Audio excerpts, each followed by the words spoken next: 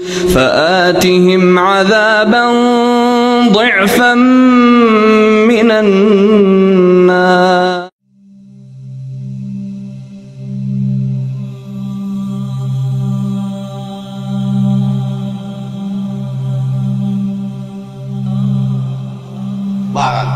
حضرت مسیح کو اللہ نے اٹھا دیا آسمان، لیکن وہ دن ہے کہ اس قوم کو اب مغضوب علیہم قرار دے دیا۔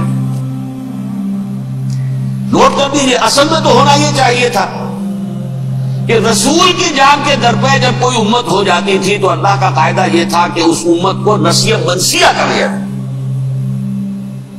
حضرت نوح کی قوم کو ختم کیا یا نہیں؟ حضرت ہود کی نگاہوں کے سامنے قوم عاد برباد کی گئی یا نہیں؟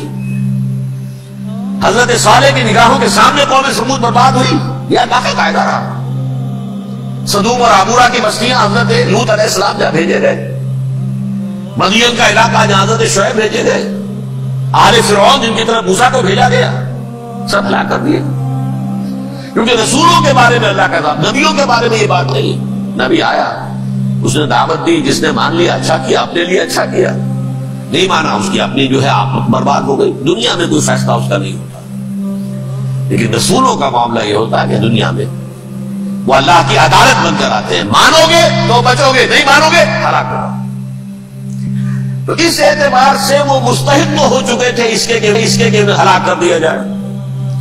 اب اللہ کی کوئی خصوصی مشیت ہے، اس میں کیا حکمت ہے وہ ہے ایک حکمت، میں بعد میں اگر وقت ہوا تو بتاؤں گا۔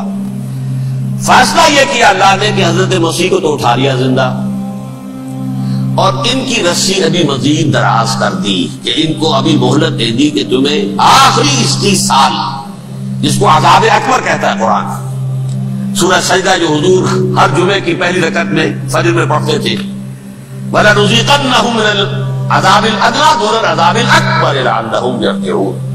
چھوٹے چھوٹے عذاب اور ایک بڑا عذاب، جبکہ قوم بالکل برباد، نسیہ منسیہ، کأن لم یغنوا فیہا، ایسے ہو جائیں جیسے کوئی تھے ہی نہیں آبادیاں، لا یرا الا مساکنہم، اب ان کے مسکن نظر آتے ہیں، مکین نظر نہیں آتے۔ یہ عذاب اکبر جو ہے وہ ان پر نہیں آیا، حالانکہ وہ مستحق ہو گئے تھے اسی وقت۔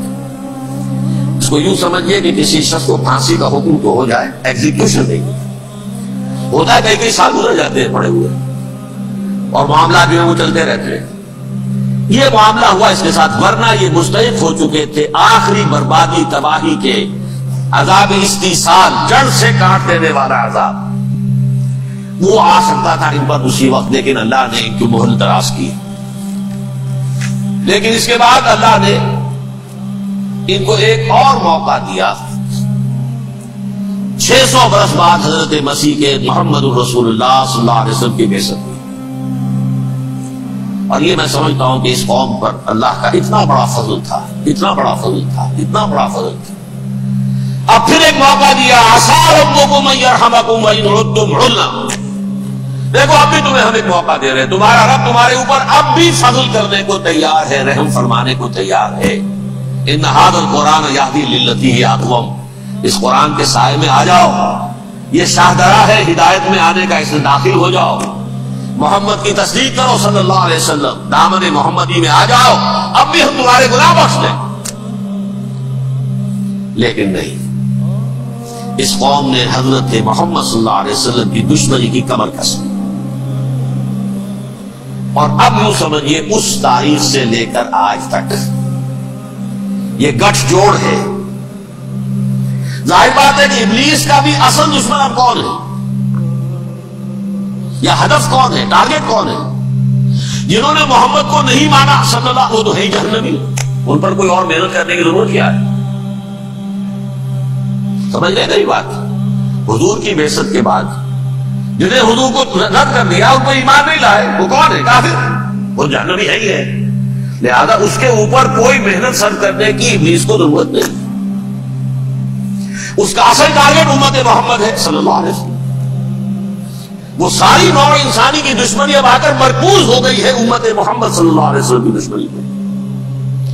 اور اسی طرح یہود کا معاملہ، اگرچہ ویسے پوری نوع انسانی کے دشمن ہیں، انہیں حیوان سمجھتے، ان کی جان مال اپنے لیے مباح سمجھتے ہیں، جس طرح چاہیں لوٹے کھسوٹے کھائیں پیئیں انہیں، لیکن اب ان کی بھی دشمنی کا سب سے بڑا مرکز امت محمد. کیوں؟ وہی تکبر اور حسد، وہی بیماریاں. انہیں تکبر یہ ہو گیا تھا کہ 2000 سال سے یہ نبوت ہماری میراث، ہماری جاگیر. بنو اسرائیل کے اندر سینکڑوں نبی آئے، 3 کتابیں اللہ نے ہمیں عطا کی. یہ کہاں سے آ گیا محمد صلی اللہ علیہ وسلم؟ معاذ اللہ ثم معاذ اللہ. یہ امیین میں سے، یہ جینٹائلز میں سے، یہ گوئلز میں سے، یہ حقیر ان پڑھ. کہاں ہم، کہاں یہ نہیں تسلیم کریں گے. حالانکہ قرآن کہتا ہے یعرفونہ کما یعرفون ابناءہم. ان کے علماء ایسے پہچانتے تھے حضور کو جیسے اپنے بیٹوں کو پہچانتے کہ یہ آخری نبی تھے. لیکن تکبر اور حسد کی آگ میں جل اٹھے. اب ان کے بھی دشمنی کس سے ہے؟ محمد اور امت محمد صلی اللہ علیہ وسلم. یہ گٹھ جوڑ ہے. اب دیکھیے یہ ہے میری گفتگو کا اب تک کی گفتگو کا حاصل، یہ گٹھ جوڑ. ایک غیر مرئی دنیا، انویزیبل دنیا کا ابلیس لعین اور جنات میں سے اس کے لشکری فوج. انسانوں میں سے ویسے تو اور بھی بہت جگہ اس کے ایجنٹ ہے، مسلمانوں میں بھی ہے، لیکن بحیثیت قوم، بحیثیت مجموعی، ایک پوری قوم، ایک پوری نسل جو ہے اس کے ساتھ گٹھ جوڑ ہے. ان دونوں کی گٹھ جوڑی کے ساتھ یہ دشمن دون ہے انسانیت کے. پہلا دشمن ابلیس لعین، عزازیل لعین، اور دوسرے دشمن یہود ملعون. اب میں آپ کو ذرا اس جو انسانوں میں سے انسان دشمنی کا جن کا سب سے بڑا رول ہے، میں ان کی 2000 سالہ تاریخ کا آپ کے سامنے نقشہ رکھنا چاہتا ہوں.